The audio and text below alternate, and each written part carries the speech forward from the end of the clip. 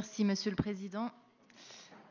Monsieur le Président, chers collègues, je souhaite tout d'abord remercier la vice-présidente et les services pour ce travail de qualité. Merci également à mon collègue Gilles Lazare pour son intervention claire sur l'exemplarité des élus. Entendre le RN parler de décalage, est-ce une blague ? Le rapport que nous examinons aujourd'hui est une démarche collective, une preuve tangible que la région Bourgogne-Franche-Comté place l'intérêt, la transparence et la confiance au cœur de son action publique. Ce sujet, je le porte depuis des années avec une conviction profonde. La déontologie n'est pas une contrainte, c'est un pilier de notre démocratie et je suis convaincue que l'ensemble de notre intergroupe partage ce point.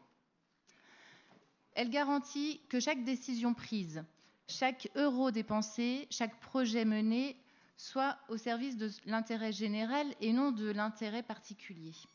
Dans un contexte où la défiance envers les institutions grandit, et vous l'avez rappelé à juste titre lors de vos propos liminaires, Monsieur le Président, dans un contexte où les citoyens attendent plus d'exemplarité et de probité, notre région montre donc la voie. Elle prouve qu'il est possible d'agir avec rigueur, courage et responsabilité. Je veux saluer ici l'ambition de ce plan, la mise en place d'un dispositif de signalement éthique accessible à tous, agents, élus et partenaires, la modernisation de nos outils de prévention des conflits d'intérêts, le renforcement du comité éthique régional et surtout notre adhésion au Forum des collectivités engagées de Transparency International. Et c'est important parce que la confiance se construit chaque jour, parce que les habitants de notre région méritent des élus et des agents qui agissent avec impartialité, plaçant l'intérêt collectif au-dessus de tout, parce que la lutte contre les conflits d'intérêts, la prévention de la corruption, la protection des lanceurs d'alerte ne sont pas des options, mais des devoirs.